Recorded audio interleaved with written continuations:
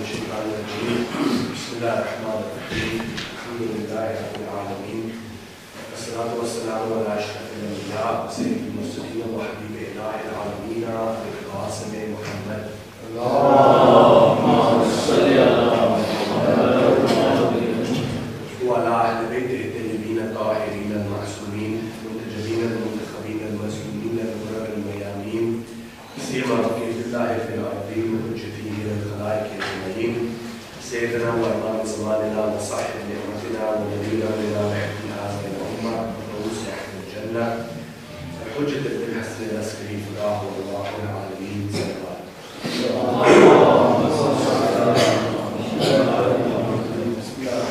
Continuing our series in Muharram, inshallah, today's topic of discussion will be the life of Imam Zaman, and slowly talking about, firstly, the life of Imam al-Askari near to the approaching time of the birth of the Prophet Imam, and then talking about how the Bani Asad, for those people that tried to hide the birth of the Imam or tried to kill the Imam when he was going to be born, and then discussing the major implications, but mainly sticking with the theme that we have been sticking with throughout these nights is we want a question that the other schools within Islam ask us, and then we answer those questions by using verses of the Quran, we use the narrations of the Prophet, and we use the narrations of the Holy Ahlul Bayt whilst addressing that question that they pose to us. And then at the same time, we look at why did they say what they say, and then we refute their arguments by giving them the correct answer that we have. So with Imam Zaman, there's a lot of controversy, there's a lot of misconceptions.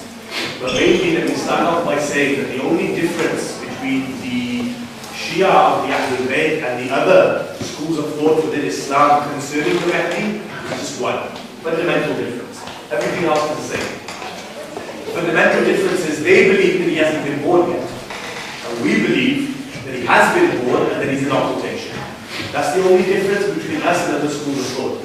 About his reappearance, about him coming and filling the world with justice when it's filled with injustice, about the Prophet Jesus and then Isa coming back in his second coming, as they call it, and aiding the Mehdi in filling justice with the world and to fight the oppressors. They believe in that as well. But they have got all their narrations within their books, just as we have narrations within our books by Sheikh Sadruq and Sheikh Tuki, for example, that they discuss the life of the Mehdi.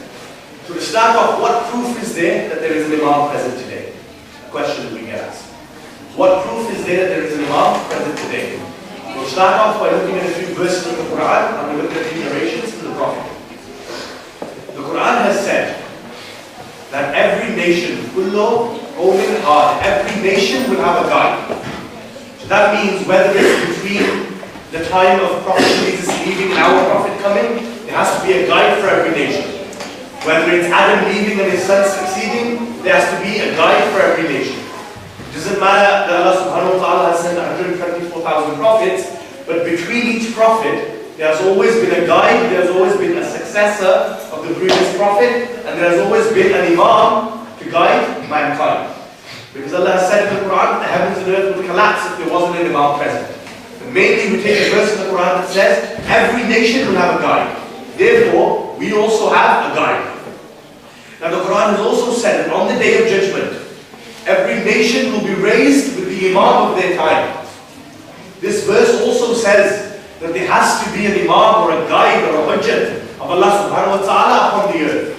Because how can Allah raise a nation when they don't have an Imam? How can Allah raise a group of people and then those people say, oh Allah, we didn't have an Imam during our time, or we never had a representative during our era? But Allah said every nation will be raised with their Imam, which means throughout history, from the day Adam was sent to this earth until today, this world has not been present without a representative of Allah on this earth. Whether it's in the form of a prophet, whether it's in the form of awliya of Allah, whether it's in the form of the 12 Imams, whether it's in the form of successors or disciples or just representatives, there's always been a guide on this earth. The first verse says that every nation will be raised with the Imam of their time and every nation will have a guide. We discussed on the first night that Allah says that Inni ja'ilun fil ardi khalifa. I am the one that will appoint a Khalifa on this earth. I am the one that will send down representatives upon this earth. And we discussed the issue that who elects the successor of a prophet, and we concluded that it was not that prophet, and it was not the nation of that prophet, but it was in fact Allah subhanahu wa ta'ala, the only person who has the distinction of electing a representative of himself upon this earth. So the verses of the Quran clearly state there needs to be a guide. There needs to be a guide for every nation, and every nation will be raised with their imam of their time. Now there's a narration from the Prophet in which he says that, and he's addressing everybody, so not just the people at his time, he's addressing every nation until the Day of Judgment. And this narration can be seen not only in our books, but it can also be seen in the books of the other schools of thought within Islam. They say that the Prophet one day sitting with his companions, and he said to his companions, "O companions, if anybody dies without knowing the Imam of their time, they die the death of Jahiliyyah. They die the death of ignorance." Which means every nation, if you die without knowing the Imam of your present time, you will be raised on the Day of Judgment as a person who dies the death of Jahiliyyah, the pre-Islamic era, ignorance era. And you will not be raised on the Day of Judgment as a Muslim if you do not know the Imam of your time. So a question gets asked, we reply by saying, you can pray, you can fast, you can go to Hajj, you can give zakat, you can be a steadfast Muslim. But if you don't know the Imam of your time that is present today, you will be raised on the Day of Judgment as the ignorant people. You will be raised as a non-Muslim. You will not be raised as a follower of Rasulullah. A story that we have of one of our alim-e-deen, one of our scholars, one of our marjas, who one day a few people from the other schools of thought of Islam invited this scholar to their house. And they knew that he was good at Sunni Shia discussions. So what they wanted to do was they wanted to call him to their house, they wanted to give him food, and then they wanted to have a debate with him. So he said to them first that I will not accept your invitation if you're only calling me to have a debate. I've got better things to do with my time. They said, no, we're not going to debate you, we're not going to do anything. Just come to our house, come and eat. They're open mics. So he went to their house. Now there's 50 to 60 of their scholars, and this scholar is on his own. So he's sitting down, and they begin eating. When they finish eating, one of these scholars from the other side, from the other school of thought, from this scholar, he says, instead of engaging him into a debate by asking him a question, he said to him, listen, Shaykh, why don't we all mention a hadith of the Prophet? We all mention a narration from the Prophet. And you do the same. And they thought this is how we will slowly get him to engage into having a debate with us on the issue of whatever they wanted to debate him on. Nonetheless, one of them mentioned the hadith of the Prophet, another mentioned another hadith of the Prophet. They all start mentioning hadiths of the Prophet. The scholar knew what they were trying to do.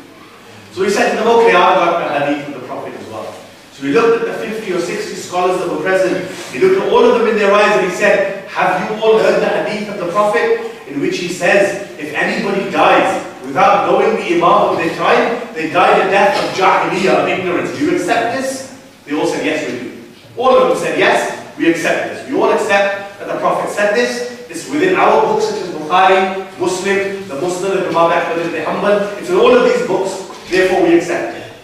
So he smiled. He looked at them and said, okay, so if you accept that if somebody dies without knowing the Imam of their time, dies the death of Jahiliyyah, of ignorance, let me ask you a question. He said, sure, go ahead. He said, who was the Imam of Fatima al-Zahra? And paused. Left it with them. They were all astonished. They started thinking. He says, tell me, who was the Imam of Fatima al-Zahra? Because they knew that if they said that the Imam of Fatima al-Zahra was the first Caliph of Islam, they would also have to accept that Fatima al-Zahra left this world angry at the first Caliph of Islam. And why would the daughter of the Prophet leave this world angry at the Imam of her time? Does that mean either Fatima was wrong or the first Caliph was wrong? And no one had the audacity to say that Fatima was wrong. For she was the Siddiqa daughter, the truthful daughter of the Prophet of Islam. She was the only woman that was taken to Mubahala as a proof of Allah on this earth to debate the Christians. So they knew we couldn't say that the first Caliph of Islam is the Imam of Fatima. Because we've got clear narrations within our books that she left this world angry at the first Caliph of Islam. For whatever reason, but she left angry. So they said, we can't say that. Then they thought, and we can't turn around and say that Ali was her Imam. Because Because then why was it that 3 people superseded Imam Ali as being the imams of the people or the nation of the Prophet? So they were confused. And one by one, instead of answering that scholar, they started to get up and leave the house. Slowly, slowly they started to leave until there was 1 or 2 left, and then eventually there was only 1 scholar left, who was the host, who was the one who invited the scholar to his house. So he said to him, what have you done? He says, I haven't done anything. You called me to your house. You started the discussion. I knew where you were going, therefore I just went there without you making me go there. He goes, do you know the answer to this? He says, no, I don't. So the scholar says, explain. He says, well, like I just said, if we say that the first caliph was the Imam of Zahra, she left angry. So one of them has to be wrong. We can't say the Fatima was wrong. And if you say that Imam Ali was a Imam of the time, then why was it that other people were saying to Imam Ali that we are the Khalifas of the And at the same time, we can't say that Fatima left without knowing the Imam of the time, because now then you'd have to accept that she left this world in a state of Jahiliyyah. You can't say that either. And this was the way our scholars used to academically reply back to certain individuals that used to question our followers, our scholars of the school of thought of the madhab of the Ahlul Bayt. Nonetheless, Imam has to be present. Every nation has to have a guide, and we will all be raised with the Imam of our time, and whoever dies without knowing the Imam of the time dies a death of ignorance. So all that concludes that there is an Imam present today. So who is he? Where is he? What was the early years of his life? What was his father doing before he was born? What was Bani Abbas, who were the opposition to the Imam, the descendants of the Prophet's uncle Abbas, doing? Inshallah, we'll discuss that today. So they say that Imam Hassan Askari, during his lifetime, was under house arrest. His father, Imam al-Hadi, was also under house arrest. Bani Abbas, Ma'mun, Harun, Mutawakkil, all these people put the Imam under house arrest. They say that one day Ma'mun, Harun, father and son, were walking down the street, and Imam Musa Qasim was coming from the distance. So they say that Harun got off his pulpit or his horse or his carriage that he was on, got off, held the hands or the arms of the Imam and began to kiss the arms of the Imam. And then went back onto his carriage or his horse that he was riding on. So his son turned to him and said, Dad, what are you doing? So the father turned to his son and he said, oh son, see this position that we are at, this khilafah that we have usurped? They knew that they were wrong. It was the political greediness that they had in them, which is why they kept sitting at the seat of power. He said, see this khilafah that we have? It's actually his. He is the true descendant of the Prophet. It's not ours. We've just usurped this by overthrowing Bani Umayyah, by saying the way Bani Abbas came into power was they said to the people of their time, look, we're sick and tired of Bani Umayyah. Abu Sufyan, Muawiyah, Yazid, and all these people, Marwan ibn Hakam, all these people who are the Khalifa, they're tired of them. So why don't we, Bani Abbas is saying to the people, overthrow the government of Bani Umayyah? They said, yeah, let's do it. And they said, once we overthrow them, we'll give the Khilafat back to the family of the Prophet. We'll give it back to the descendants of the Prophet. So everybody said, yes, that sounds reasonable, let's do it. So Marwan was the last Bani Umayyah Caliph. They ruled for 1,000 months, from the time of Muawiyah to Marwan. They said that when they overthrew the government of Bani Umayyah, Bani Abbas then automatically sat on the seat of power. People turned towards them and said, what are you doing? I thought you said that you were going to give the Khilafat to the family of the Prophet. They said, this is exactly what we're doing. We are the family of the Prophet. Was Abbas not the uncle of the Prophet? Yes, he was. Therefore, we are Bani Abbas, the descendants of Abbas. So technically, yeah, we're giving the Khilafat back to the family of the Prophet, and we are the family of the Prophet. This is how Bani Abbas came into power. Now, Bani Abbas, they were told by their advisors that Hassan al-Askari, the 11th Shia Imam, is going to have a son whose name is going to be Muhammad. How did they know that? Because the Prophet had already prophesied about the Imam of our time. Even though the Imam of our time came 300 to 400 years after the Prophet, the Prophet had already prophesied this. Inshallah, if you all move forward and recite Salawat.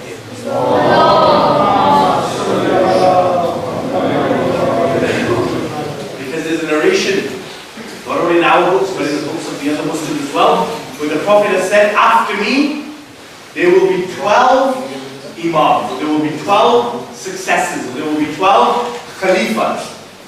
The first will be Ali, and the last will have the same name as me. His name will be Muhammad. And the 12 of them will be from Quraysh. And in the hadith, the Prophet says, the world 12 people after me have succeeded me and have ruled as Allah's proofs and governors on this earth. So we say to those people who oppose us by saying, where is your Imam today? Or what proof do you have that the Imam exists? We say to them, according to the prophetic tradition, that there will be 12. Why don't you name the 12? Start off with the first Caliph of Islam and name 12 successors of the Prophet. Make sure they're all from Quraysh and make sure the day of judgment comes when the 12th leaves. No religion other than the madhab of the Ahlul Bayt, being the Shia of the Imam, are the only people who can name from the first Imam to the 12th Imam. And we can name every single one. We can name their fathers, we can name their children, we can talk about their lives, their biographies, and at the same time, we can conclude that the 12th hasn't actually ruled yet, therefore the day of judgment hasn't come yet. So we accept this. Nonetheless, the people knew that the Mehdi was going to be born from Hassan al-Ashari. So they put him under house arrest. Bani Abbas would send their soldiers to stand outside the house of the Imam and wait and listen. They would say, wait and let us know when a woman in this house gives birth. And when she does, tell us. And when she actually gives birth, we'll go and kill that boy. So now at this time, Imam Hassan al-Askari can't openly tell everybody that he's about to have a boy, or that he's about to have Imam Mehdi. In fact, they say a lot of the close companions of Imam Askari didn't even know that Imam Zaman was going to be born. They only found out after he was born. Even the women in the Prophet's, in the Imam's household, Imam Hassan Askari's auntie Hakima, who's buried in Samara today, she did not know that Narjis, the mother of the Imam, was going to give birth to the Imam until the actual day that she was going to give birth. Now, people ask the question, why is it that the Bani Abbas didn't know that there was a woman pregnant? Surely signs of pregnancy are easily visible. These people coming in and out of the house all the time. We see Allah talks about Nabi Musa in the Quran, and he talks about how Allah subhanahu wa ta'ala concealed the pregnancy of Musa's mother. Did not have the signs of pregnancy when she was pregnant with Musa. Why? Because Fir'aun wanted to kill all the newborns. Because he was told by his advisors, there will be a boy born, and his name will be Musa, and he will overthrow your government. Therefore, he was killing all newborn babies. So from there, Allah concealed the pregnancy of the mother of Musa. So we use that same evidence and say, if Allah subhanahu wa ta'ala can conceal the pregnancy of the mother of Musa, who was a prophet of God, why can't Allah subhanahu wa ta'ala conceal the pregnancy of the mother of Imam al-Zaman when he is the Imam of Allah subhanahu wa ta'ala on this earth? So nobody in the household knew. People were walking around the house, Bani Abbas' soldiers were walking around, waiting for the day that a baby is born. And when he is born, they were going to kill him. So in order to understand who the Prophet or who the Imam's mother was, we just go a little bit back into history at the time of Imam al-Hadi. They say that one day Imam al-Hadi called one of his companions known as Bishop. He called Bishop and said, Bishop, here's 220 gold coins.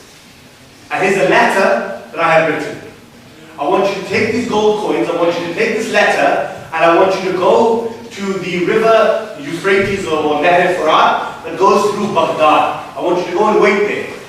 Today, sometime today, a ship is going to come. And from that ship, a few, well, some say African slaves, African slave women are going to be taken off the ship.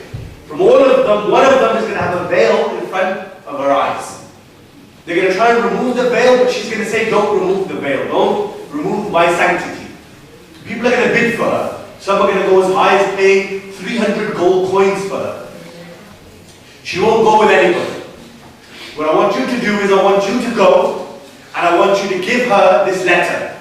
Give her the 220 coins. She will then kiss the letter and she will come with you. So Bishop said, I went to the river of Euphrates by Baghdad. I seen the ship. I seen the African slaves come, and I noticed there was one that had a veil in front of her eyes. So I went up to her and I said, look, I have been sent from the Imam. Here is 220 gold coins and here is the letter. She said, how do you know about the letter? He said, I don't know, my Imam told me to give you a letter. So she kissed that letter and said, I will come with you. But she was walking with Bishop back to the house of Imam al-Hadi. Bishop asked her, what is your story? How did you manage to come here? You're an African slave now, but we were told that you used to be an African princess. What happened? So she explained the story. She says, my father was Caesar. He was one of those Romans who conquered a lot of the Arabian Peninsula. He wanted me to get married to my cousin. Whenever he would try to get me married, and he would call all the priests and the monks into the monastery and try to get me married, at that moment, there used to be like this earthquake that used to occur within the monastery, and they used to cancel the wedding plans. A few months later, my dad would try again to get me married to my cousin, and the same thing would happen. And it kept happening again and again. But one day my father thought, why is this bad omen occurring to me? What is the reason for this? So they say that I was sold on to this person who then was going to take me to Baghdad. In my dream, she says, I saw Rasulullah. This woman was a Christian at the time. She says, in my dream I saw Rasulullah. And I saw Prophet Jesus as well. And I saw Rasulullah came to Prophet Jesus. And he said to him, oh Jesus, the Prophet is saying, oh Jesus, I would like for the hand of your daughter in marriage to the hand of my son, Hassan al-Askari. She says, I've seen this. And she said that I noticed that Jesus replied back by saying, it would be an honor for our daughter to marry your son. She says, I woke up from the dream. Then she says, one day I went into another dream and I noticed that Fatima al-Zahra was talking to Maryam, Mary, the mother of Jesus. And Fatima would say to Mary, that we would like your daughter to marry our son. So she said, because it was happening in my dreams a lot, I began to accept it. And I noticed that Fatima al-Zahra would say to Mary, mother of Jesus, that one day a person will come with a letter and 220 gold coins. Whenever that person comes, tell your daughter to go and follow that person to wherever he takes them. So when this incident was happening, she says, I was awaiting for somebody to come with 220 gold coins and a letter because my dream had already prophesied that this was going to happen. So she came to the house of Imam al-Hadi, and Imam al-Hadi then got this woman known as Narjis married to his son Imam Hassan al-Askari. Now from this woman and from Imam Hassan al-Askari, they say Imam al-Zamana was born. A few days before the actual birth of the Imam, which is known as the 15th of Sha'ban, the night before, the 14th of Sha'ban, Imam Hassan al-Askari said to his auntie Hakima, the sister of Imam al-Hadi, I want you to stay in my house tonight. Don't go home. She said, why is that? He said, because tonight, the Imam that will succeed me, the Hujjat of Allah, is going to be born. She says, how? That just does not have any signs of pregnancy. The Imam says, Allah has concealed her pregnancy because the army troops of Bani Abbas are circulating around the house, waiting to see when will the woman actually have the signs of pregnancy, when will the woman actually give birth. Therefore, we can kill that boy. Because Bani Abbas feared. So there were two groups of people awaiting the news. The companions of the Imam and Bani Abbas. Some were waiting in a happy state that our Imam is going to be born, and some were waiting anxiously that our enemy is going to be born and we're going to kill that person. So they say on the 15th of Sha'ban, Hakima, who was the auntie, stayed in the house, and on the morning of the 15th of Sha'ban, some narrations say the afternoon, but nonetheless, on the day of the 15th of Sha'ban, they say Imam al-Zaman came to this world. And there was an illuminating light in the room that he was born. And they say as soon as he was born, he went into prostration to Allah subhanahu wa ta'ala and began to recite verses from the Quran. Because we know that it's not difficult for our Imams. Some people say, why is it that you Shia say that your Imam at the age of 5 became the Imam? Because Imam al-Mehdi was 5 years old when his father, Imam Hassan al-Askari, had passed away. And he became the Imam at 5. He said, how does a 5-year-old know what to do? How does a 5-year-old know how to govern? How does a 5-year-old even know how to speak about the words of God? How do we reply? We say the Quran in Surah Maryam talks about Jesus, and when Jesus was born to Mary, and she took Jesus back to the city that she resided in, and people accused Mary of adultery because she did not have a man that was there for her to give birth to her son Jesus. It was a miracle of God that Mary gave birth to Jesus, as the Quran talks about this in Surah Maryam. But nonetheless, they say that when people started accusing Mary of fornication or accusing Mary of committing adultery or doing a sin, they say at that moment the Quran says that Mary pointed towards the cradle. That Jesus was only 2 or 3 days old. They say that baby within that cradle began to talk. And that baby Jesus said to the people, do not accuse my mother of a sin, For I am the slave of Allah. I am the prophet of Allah. And I have come to guide mankind. So we say the Quran talks about Prophet Jesus talking at the age of 2 or 3, or being a prophet at the age of 3 days old. Why is it difficult for the Imam to be the Imam at the age of 5? Another accusation, how could your Imam live so long? It's been more than 1200 years since Imam Hassan Askari has died, and your Imam has gone into his ghaibah, into his occultation, they say, or he's gone into his hiding. How can he still be alive today? It's been more than 1,200 years. How old must he be? Where is he? We reply back by saying again, Allah says in the Quran. We always refer back to the Quran, because that is one book that all the Muslims have in common. If you can prove your beliefs from the Quran, they have to accept. If you prove it from your books of traditions and narrations, they can easily reject it. So the Quran says that Nabi Noah lived for how long? Some say 950 years. Some say 3,000 years. Prophet Nuh lived for 3,000 years. So we say, if Allah can make a prophet live for 3,000 years and make him reside and make sure that he stays alive for this period of time, what difficult is it for Allah subhanahu wa ta'ala, who just says, kun fayakun, be and it is, for him to have an Imam in occultation for 1,200 years? Shaitan, the devil himself, is still alive today. He was there even before the time of Nabi Adam. Before the time of the first creation of human beings by God, he was there before that, and he's still alive today. So nothing is difficult for Allah subhanahu wa ta'ala. Where is your Imam today? Another question that we can ask. Before we address that, so the Imam was born on the 15th of Sha'ban. Now Imam Hassan Askari did not leave Imam al-Zaman within his house in Samarra. Why? Because the people were circulating the house. They were waiting. Don't you think that they would easily have noticed that there's a boy walking in the house, or there's a baby crying in the house, or that there is noise? They used to come in and out in the house all the time. They would have been able to see the baby. And as soon as they seen it, they would have cut the Imam into pieces. So they're saying that Imam Hassan Askari, when the Imam al-Zaman was 2 or 3 days old, sent him with his grandmother to live in Medina. So for 5 years in his early life, Imam al-Zaman lived in Medina with his great-grandmother, the grandmother of Imam Hassan al-Askari. When Imam Hassan al-Askari reached close to the end of his death, when he was poisoned and he was about to die, he called only 1 or 2 of his specific companions. He didn't tell everybody.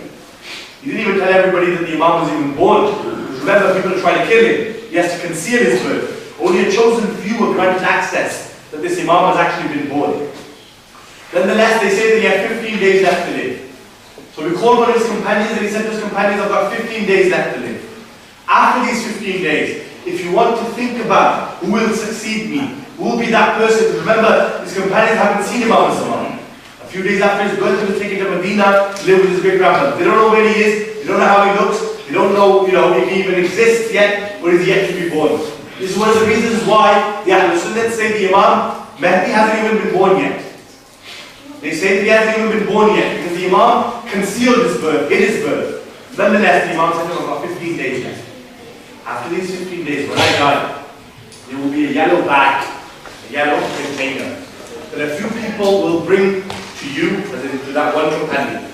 And there will be many gold coins and silver coins inside that bag. If you want to know who will succeed me, a young boy will come. All you have to do is ask, does anybody know the amount of money that is in this concealed bag?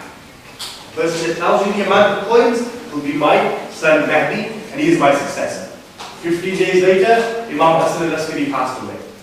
We discussed yesterday, when discussing the life of Imam Zayn al-Abidin, only an Imam can bury an Imam. Only an Imam can do the ghusl of an Imam. And only an Imam can perform the funeral prayers and the rites of an Imam. So when Imam Hassan al-Askari passed away, and Imam al-Zaman was at the age of 5, his grandmother then sent him back to Samarra. So he came back to the city that his father was living in, and he performed the funeral rites of his father. The brother of Imam al-Askari, his name was Ja'far. He was a person who we accept. He was not a good person. He wasn't a loyal person. Even though he was the brother of an Imam, he wanted the Khilafah for himself. In fact, he was the one who told Bani Abbas that my brother Hassan al-Askari is sick. He's going to die soon. He was one of the spies of Bani Abbas. So he said, you know what, my brother has died, I will perform the funeral the Imam of the time. At that moment, the people accepted it because they don't know who the next Imam is. Only a few people were granted access. So what happened? Imam Mehdi at the age of 5 came to his uncle Ja'far, grabbed his hand and moved him back and said to him, "Oh uncle, you know very well, only an Imam can bury an Imam, only an Imam can perform the funeral rites of an Imam. You're not allowed to do this. I am the next Imam, therefore step back." So they say Ja'far stood back, and the 5-year-old Imam Zaman stood forward and offered the funeral prayers of his father. He then went and buried his father in Samara. The Imam's house, where it was back then, is buried in his own house in Samara today.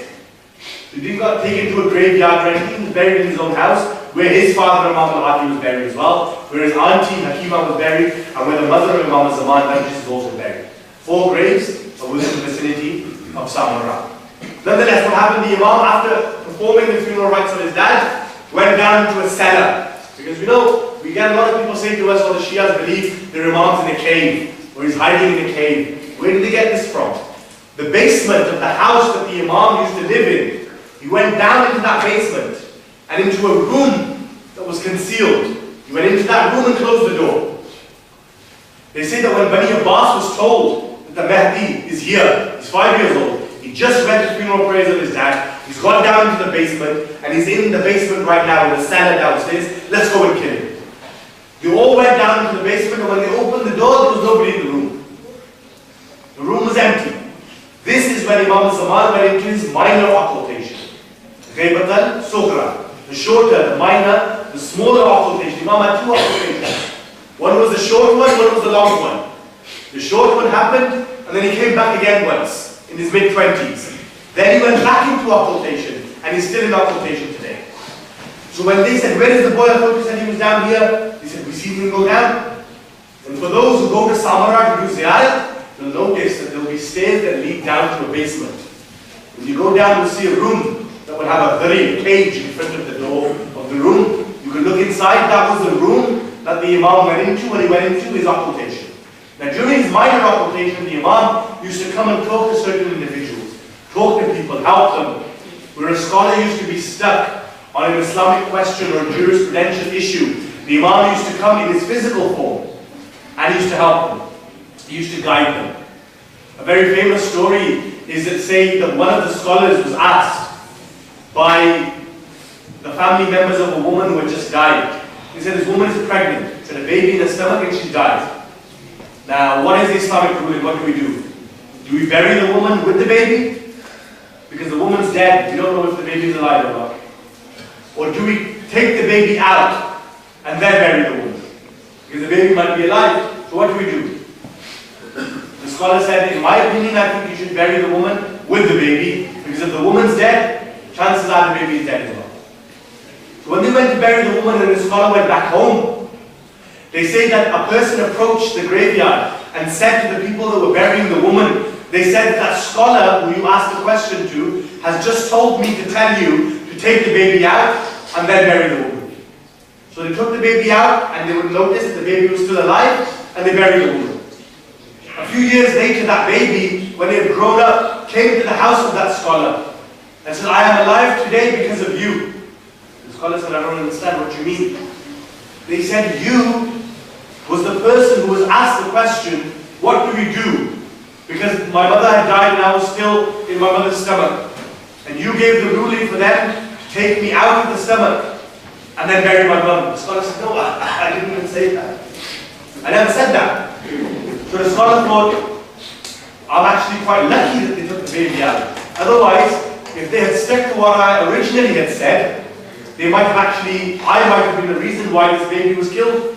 Or I might have been the reason why this baby was murdered." So they say that scholar closed his doors of his house, boarded up his windows, and said, "From this day forward, I will never answer an Islamic question again. Because I could have got that question wrong, and it not been for somebody telling them to take the baby out." They say that at that moment, the people started to do dua to Imam Zaman by saying, "Oh Imam, you said that these people are your representatives. They are your wakils, they are your lawyers or solicitors, if you want to call them. The people who we ask questions to, they ask you and then they guide us. Because we can't physically see you. Now we shut his door, boarded up his windows, what do we do?" You see, at that moment, Imam Zaman came to the house of that scholar, knocked on the door. The scholar answered, he recognized the Imam. The Imam came inside and said to him, why have you boarded up your doors and windows? He said, because I fear that I made a mistake. I don't know who went and told them to take the baby out, but I didn't. And if they had stuck to my original plan, the baby would have been murdered, and I would have been the one that killed that baby. Therefore, I don't want to answer any more questions. The Imam says, do not worry. Wherever you make a mistake, we will guide you. Your mission in life, or your purpose or point in life, is to guide people as the Maraja, as the representatives of me on this earth. You guide people with whatever you think is right. But if you make a mistake, don't worry. The Imam says, I will be there, and I will help, and I will guide the people if you ever do make a mistake. But if you don't, then we'll carry on with the people listening to you and addressing your point. But nonetheless, he opened up his doors and began to preach. So the Imam slowly was growing up, and he was meeting certain individuals. He was telling them how to guide people. People would write their questions to the representative. The representative would then see the Imam. The Imam would then look at the letters and tell them the answers. The representatives would then go and talk to the people and give them the answers. When this happened, the Imam then appointed 4 deputies. He appointed 4 people who were his representatives. And he said, I will come to these 4 people whenever they need. No one else, just these 4. If you have any questions of whatever issue, whether it be in namaz, hajj, zakat, homes, anything, you ask these 4, and I will come to these 4 and help them. The first died. A few years later, the second died. And the third died. And there was only one left. So the people started talking amongst each other. And if this 4th one dies, we have no direct contact with the Imam.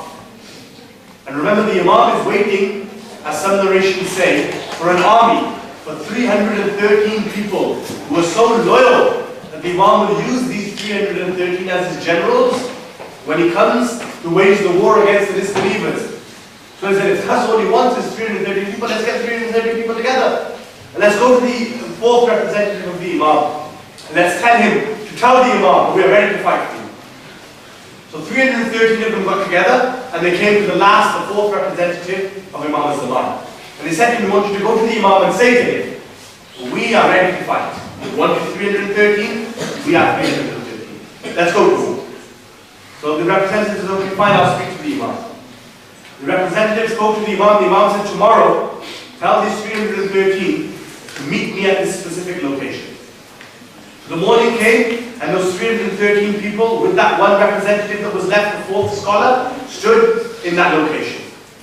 Now, in Pakistan or in Iraq or Iran, not in this country as much, but in our houses, we have the ceiling of our house, but then at the top of the house, we have an open roof with 4 walls going across and an open ceiling, an open roof. So we can go upstairs and stand on the roof of our houses. Now, in the corners of those 4 walls, there are holes. Those holes are there so when it rains, it doesn't flood in the ceiling. And the water can go through that hole down to the earth, or fall down from the side of the building. So they say the Imam came to the roof of the house and made the 313 stand at the bottom. And this is an important lesson because straight after this story, the Imam went into his major occupation. This is the last time the Imam was openly and publicly present. So the Imam got the 313 people to stand downstairs. He then came to the roof of the house. Then he called the scholar upstairs, the last representative. They say that representative went upstairs. The Imam then took a sheep, sacrificed the sheep, cut the neck of the sheep, and let the blood of that sheep pour down the hole that was on the roof. And the people downstairs all of a sudden began to see blood pouring down from the ceiling of the house, dripping down the side of the building. So automatically they thought, the Imam has killed his last representative. The Imam has murdered his last representative because he just called him upstairs and a few seconds later there's blood pouring down. So obviously the Imam must have killed him. And they concluded, that's it, we don't even want to follow this Imam anymore. So slowly the people started dispersing. They started to leave. And then as time was progressing, more and more began to leave until there was none left. At that moment, the Imam turned towards his representative and said, you said to me that these 313 people downstairs are ready to fight for me. They're loyal. They're ready to die for me. They're ready to believe in me. I want you to look over the ceiling and tell me how many people are ready to fight for me. So they say the Imam told his companion or his representative to look over the roof. He looked over and there was nobody there.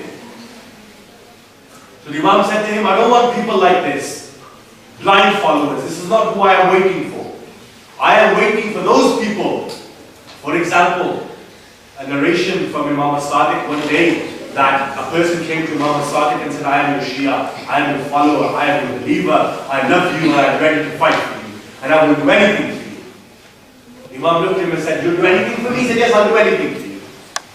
And the way we used to make rotis in Pakistan, the way we used to make chapatis, if you want to call it, in Arabian culture, was with a tandoor. The way the tandoor was, there used to be a lid on top of the ground. You used to lift that lid up, and there used to be a hole in the ground with coals at the bottom, burning coals. And you used to take the chapati and stick it inside, put the lid on, it used to heat up, and then it used to get cooked like an oven type, and then you used to take the chapati out. That's the way it was made. The Imam had one of these in his house, and it was boiling hot. The coal was on fire.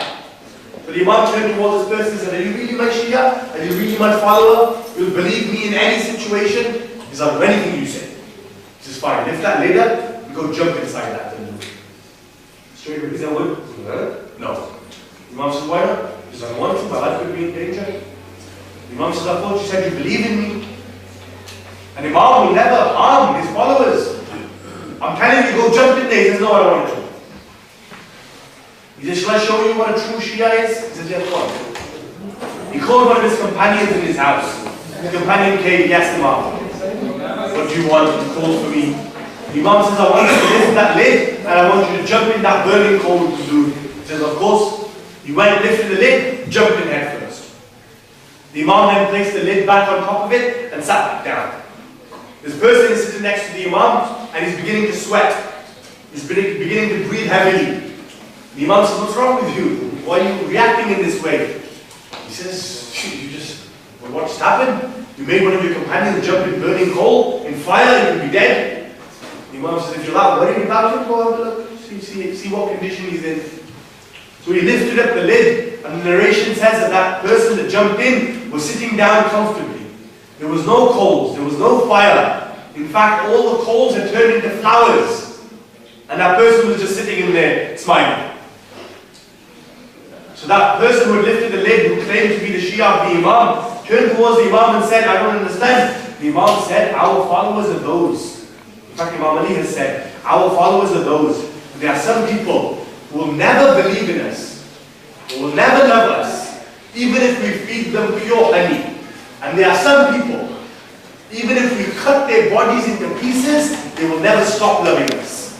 Just like that, Imam Jafar Sadiq said, that person, we want you to believe in us, follow us the way this person is following us. Have belief in us that we will never harm you. They say it once, Mukhtar and Mithal al-Tammar. These two are buried in the city of Kufa. They were companions of Imam Ali. One day Imam Ali said to Mithal, oh Mithal, Ubaydullah ibn Ziyad is going to get killed by Mukhtar. We just gave him an information. So one day, Mukhtar al-Taqvi is going to kill Ubaydullah ibn Ziyad. So Mithal said, okay. They understood, okay, that's fine. Now, Mithal was a person who used to always talk about Imam Ali, all the time, Ali, constantly. Ubaydullah ibn Ziyad got very agitated by this. So he called him into his court once and said to him, stop mentioning Ali so much, what's your problem? He says, I will kill you if you carry on mentioning Imam Ali. Mithal said, if you want to kill me, go ahead. But I will not stop praising my Imam. But then Mithal said, if you really want to kill me, do something. And if you do that, whatever the action is that I ask you to do, I'll stop praising Imam Ali, no doubt. So Ubaydullah, okay, here's an option. Alright, how? He says to Ubaydullah ibn Ziyad, he says, if you go and kill Mukhtar, I'll stop saying Imam's name. At that moment, Mukhtar turned and looked towards Mithal and says, what kind of friend are you? We're standing in the corner of Ubaydullah ibn Ziyad and you're carrying him to come and kill me. I thought we were friends.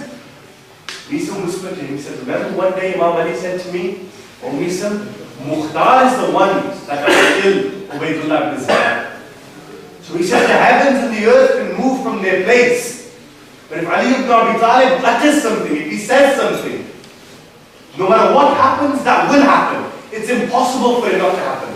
But if my Imam has told me that you are the one that will kill Ubaydullah ibn Ziyad, I'm just testing you. There's no way that Ubaydullah ibn Ziyad can kill you. Imam al-Zaman is saying that I want people like this. They say everybody yearns for heaven, everybody wants to go to heaven. But in a narration from the Prophet, he says heaven is yearning for 4 people. Abu Dhar, Miqdad, Salman and Kamar. Heaven is waiting for the day that these personalities come and join me within my vicinity. These are those people who are known as the Shia of the Imam. When it comes to Hadith Isa, a narration that we all read, we're all very familiar with.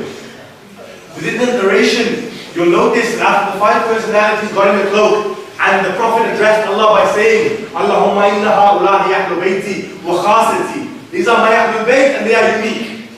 At that moment, Allah subhanahu wa ta'ala then from the heavens said to the angels that I have created everything in this universe out of the love of the 5 that are present within this cloak. At that moment, Jibreel said, who are they? And Allah said, hum Fatima wa abuha, wa bahluha wa banuha. And then Jibreel says, oh Allah, can I go down to the earth? Can I go down and talk to these people? Allah says, yes, go and take this message with you. In that message, Jibreel says to the Prophet, Allah, verily Allah intends to purify you with a thorough purification. Chapter 33 of the Quran, verse 33. Surah Ahzab, verse 33. Remove impurities from you and bless you with a thorough purification. At that moment, Imam Ali turns towards the Prophet and he says, أخبرني ما لجلوسنا هذا تحت الحصى من الفضل عند الله. What's the purpose of Allah having all 5 of us gather in this cloak? The Prophet replies, Ya Ali, there will come a time on this earth when, now this is where the Prophet distinguishes. He says, Shi'atna wa muhibbina. Our Shias and those who love us. That means there's a difference. Yes, the Shias love the Imam, no doubt. But not everybody that loves the Ahlul Bayt are Shia. The Imam's given a description as to who a Shia is, what values and ethics and morals that a Shia should have. Yet the Prophet in this narration says, وَشِيَةُنَا وَمُحِبِّينَ. When our Shia and those who love us recollect this event, Allah will bless them, the angels will come down, and the angels will ask Allah to forgive them. A question, who are the Shia and who are those who love the Imam? Imam Ali Rizal once was in his house. A few people came to his house, knocked on the door. His servant answered the door. They said, Tell Ali ibn Musa that his Shia have come to see him. So the servant went inside and told the Imam. The Imam says, I don't want to see these people. A few days later they came again, knocked on the door. Tell the Imam his Shia have come to see him. The servant went and told the Imam says, I don't want to see these people. A few days later the people came and knocked on the door and said, Tell the Imam that his lovers, his followers have come to see him. At that moment, the Imam said to the servant, yes, invite them in. And they came inside, sat down. They said to the Imam, is there any reason why you didn't see us the first 2 times and you've come to see us this time? The Imam said to them, yes. He says, when you claimed to be my Shia who have come to my door, you are not my Shia. To become a Shia is not an easy thing. It's a very hard, specific qualities make a Shia. You're not my Shia. You are my lovers. And there will be a great day for Allah subhanahu wa ta'ala on the day of judgment where He will bless those who love us. But if you do not fit the categories of those who claim to be our Shia, you are not a Shia. And you're not allowed to say that you are a Shia. If they are Shias of the Imam, they are people like Salman, who says, or the Prophet has said, that Iman, belief, faith, has 10 levels. Salman is on the 10th. And then the Prophet has said that if Abu Dhar knew what Salman knew about Imam Ali, Abu Dhar would call Salman a kafir. Because it's all about the ma'rifah that you have, the knowledge that you have of certain personalities. If Abu Dhar knew what Salman knew, Abu Dhar would call Salman a kafir. If Miqdad knew what Abu Dhar knew, he would call him a kafir. Just like that, the Imam today is waiting for 313 people. These will be his generals, and they will then have an army each. The Imam will come, Jesus will come, and they will wage justice in a world today that is filled with injustice. There are many signs for the Imam's reappearance. They say the sun will rise from the opposite side. There will be an eclipse where you will see 2 moons. It will rain blood, or that it will constantly rain for 40 days. All these are signs. The Dajjal will come, Hajuj, Majuj, these army of certain people, some who are tall, some who are short. They will come, wage a war. The Sufyani will rise from Kufa and he will kill the Shias of the Imam. All these are signs before the reappearance of the Imam actually occurs. Some signs have happened, some haven't. And due to time, inshallah, tomorrow we'll talk about these signs of the Imam. I'll tell you which ones have already happened, and we'll discuss those who haven't happened yet. And we'll mention that are we close to those signs actually taking place. No one knows the exact time that the Imam will come. The Imam himself doesn't know the exact time when Allah will say, go and reappear on this land and fill it with justice. All we can do is pray. All we can do is live our lives in such a way that we are worthy of being called the Shia of Imam al-Zaman. So when Imam al-Zaman comes outside of the Kaaba in the city of Makkah, you don't want to walk up to the Imam and say, I am a Shia, and have the Imam look at you and say, you? No, not you. Go on. You're not my Shia.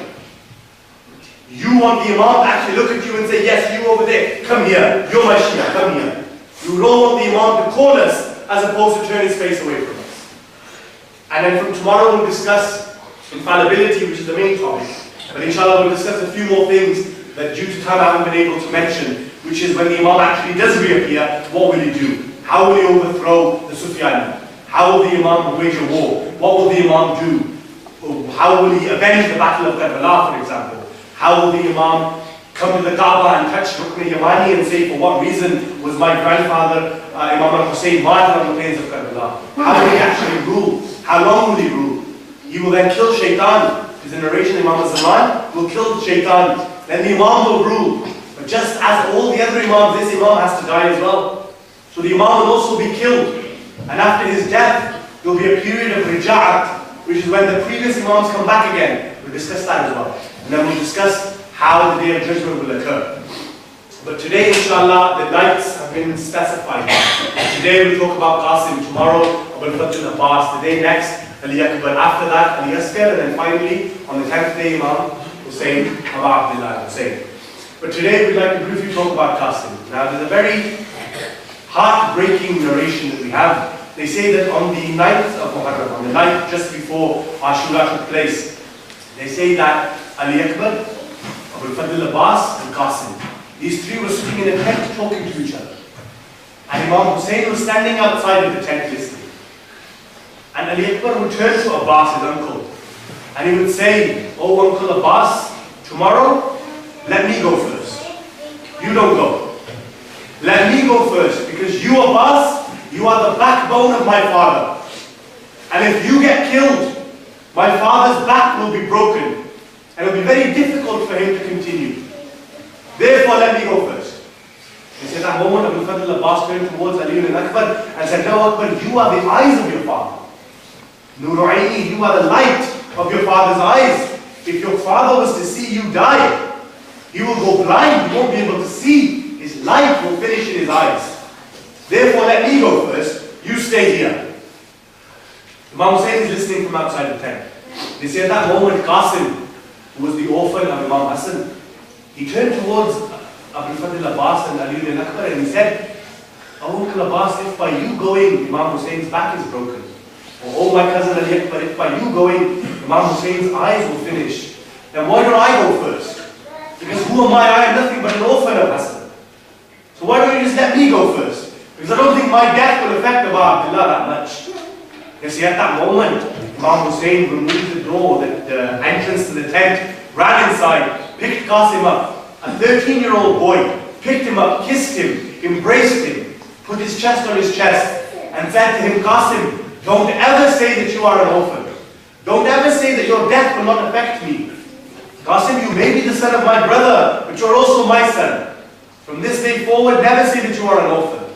They say Imam Hussein came out of his tent, and he said, Allah hal min nasirin yansuruna. Is there anybody that will help me? Is there anybody that will aid me? They say at that moment, two young boys, an 11-year-old boy known as Abdullah, who was the brother of Qasim, and a 13-year-old boy Qasim, two sons of Imam Hassan. They both came forward and said, Labbaik ya Amma. Here we are, O uncle. We are ready to sacrifice ourselves for you. They say at that moment, Imam Hussein immediately said to Qasim, I do not give you permission to go. When it came to Ali Akbar, he said, go. When it came to any of the other companions, he said, go. With others, he may have been reluctant, but with Qasim, he said, no, Qasim. You are my brother's son. You are my son. You are my nephew. I don't want you to die. I don't want to stop you from killing yourself. I want you to stay here. I don't want you to go to the battlefield. They say Qasim then at that moment went to his mum, Farwa, and said to his mum that my uncle Hussein is not giving me permission to go. What shall I do? They said before your dad died, before Imam Hassan died, he gave you this piece of paper. And he wrote a letter on it. Then he folded up that piece of paper and he tied it on a wristband around your arm. Take that wristband or that armband, take it to Imam Hussein, tell him to open it and read it. So Qasim did that. Imam looked. It was a letter from Imam Hassan addressing his brother Imam Hussein. He says, "Oh Hussein, there will come a time when Islam will require a sacrifice. Everybody will have somebody to sacrifice. You will have children. Abbas will have brothers. The women will have sons. They will have daughters. But on that day, I want you to send Qasim as my sacrifice. I want you to send Qasim as my special sacrifice for this revolution that you are going to partake in." They say at that moment the Imam began to cry. And he says, "How can I not send you now to my brother? My Imam has told me to send you." At that moment, the Qasim began kissing the hands and the feet of the Imam, begging him for permission. They say Imam Hussein said, "Don't kiss my hands and feet." Both of them began to weep emotionally until they say that Abu Abdullah and Qasim fell unconscious. The only time Imam Hussein fell unconscious on the day of Ashura was when he had to give Qasim permission to go. After they had regained consciousness, they say that they put Qasim on a horse. They put the turban of Imam Hassan on him. They gave him a sword and a shield. And they said to him, "Go." Qasim didn't go on a horse because he was too young to even sit on a horse. His feet would not reach the saddles of the horse. So they say he began to run towards the battlefield. And he introduced himself. "In Tumkiruni fana Najul Hassan." I am the son of Hassan. I have come here to protect Hussein. Hussein will never bow to a tyrannical ruler like Yazid. And I will fight until my last breath to protect my uncle Hussein. They say Qasim at his young tender age fought amazingly. Yet his sandal snapped.